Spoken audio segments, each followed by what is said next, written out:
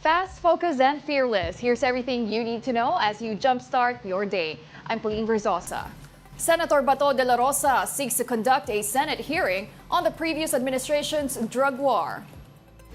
De la Rosa is the chief architect of the Duterte administration's bloody drug war, and the former Philippine National Police chief said this motu proprio inquiry by his committee is all about checks and balances.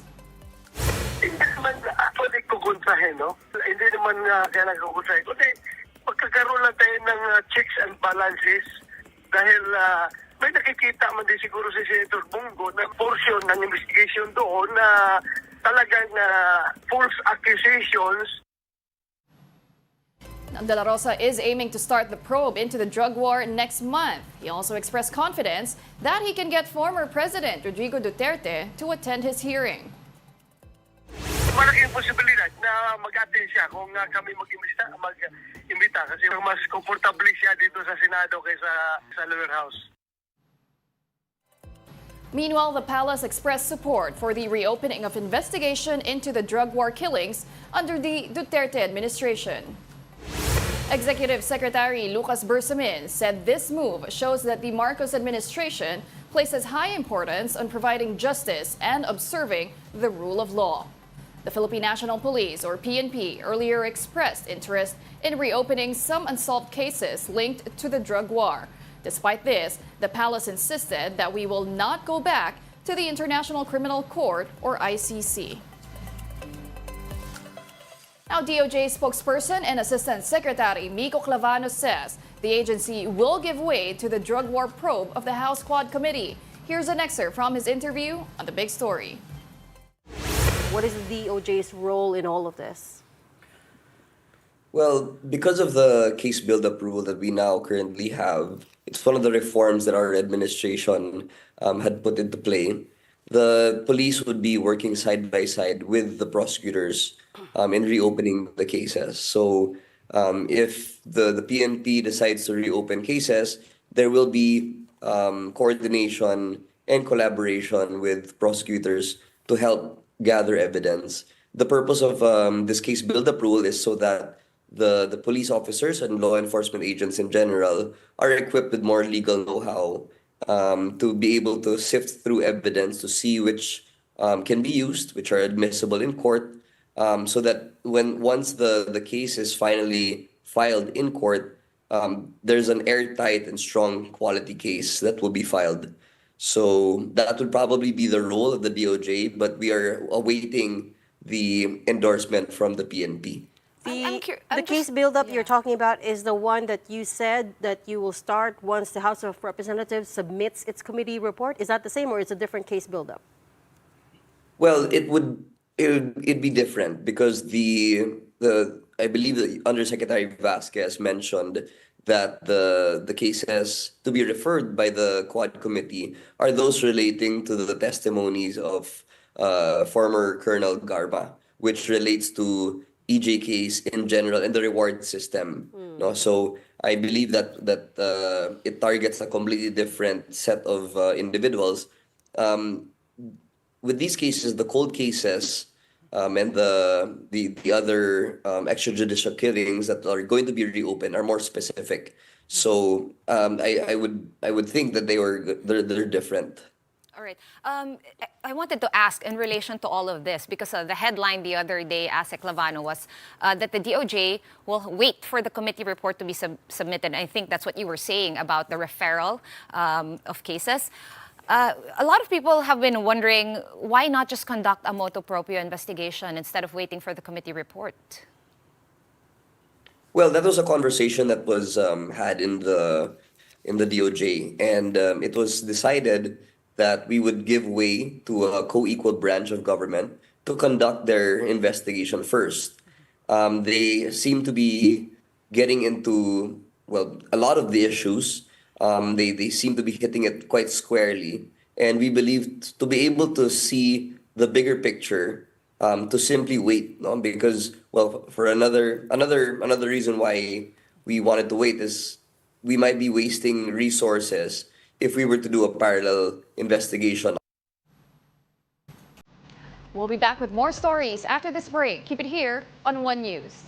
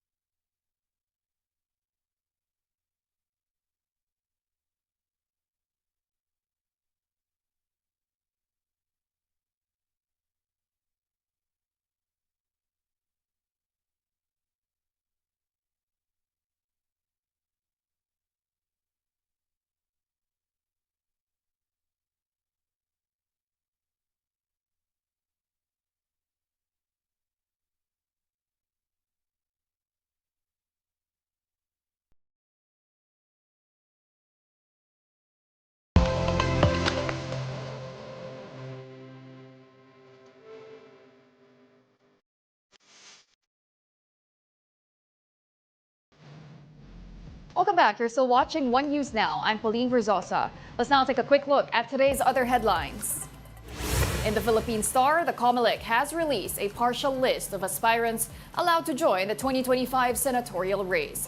The list includes detained Pastor Apollo Kibuloy, whose certificate of acceptance and nomination was disowned by his party. And in business world, the Bangko Sentral continued its easing cycle with a 25 basis point rate cut. The Monetary Board trimmed the target reverse repurchase rate on Wednesday, bringing the key rate to 6% from 6.25%. Now, the Office of the Vice President got into another conflict, and this time it's the Department of Social Welfare and Development, or DSWD. Vice President Sara Duterte's team accused DSWD of rejecting the request for aid without explanation. Marian Enriquez with that report. There's a fight brewing between the Office of the Vice President and the Department of Social Welfare and Development. It started when DSWD Secretary Rex Gatchalian told the Senate Finance panel earlier this week that his department accommodated all referrals and requests for aid from the OVP. But in a statement issued October 15, signed by its Director for Operations, Norman Balora, the OVP maintained that this was inaccurate and misleading. It says the DSWD turned down the referrals multiple times and without any clear explanation. One example the OVP said involved a referral from the OVP for individuals whose livelihoods were impacted by the African swine flu.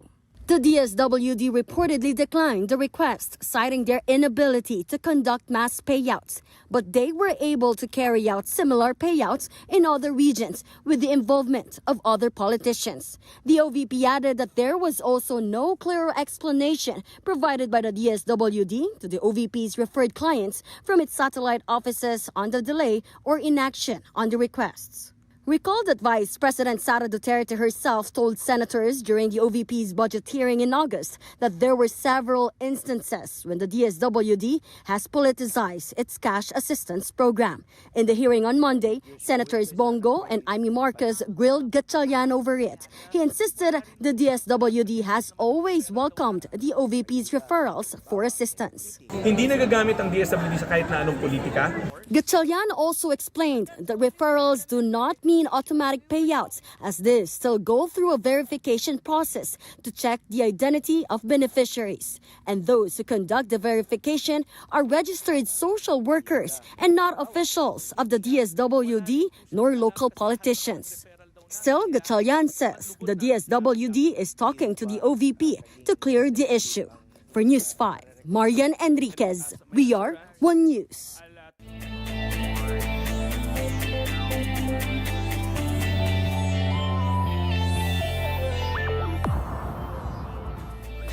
And in the UAAP, the De La Salle Green Archers nabbed another win against the USC Growling Tigers 94-87.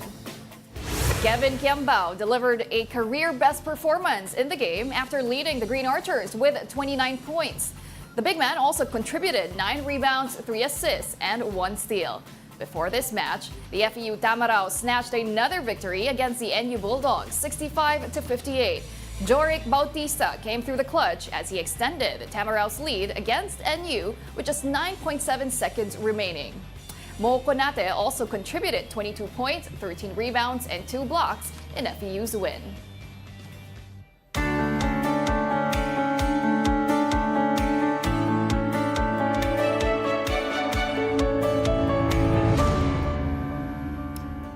Former One Direction singer Liam Payne has passed away at the age of 31. Payne was found dead after falling from his third-floor hotel room balcony in Buenos Aires on Wednesday. Authorities said they were notified of a, quote, aggressive man who could be under the effects of drugs and alcohol. The musician had been open to the media about struggling with addiction and spending time in a rehabilitation facility. Liam Payne rose to global fame as part of the disbanded One Direction alongside Harry Styles, Zayn Malik, Niall Horan, and Louis Tomlinson.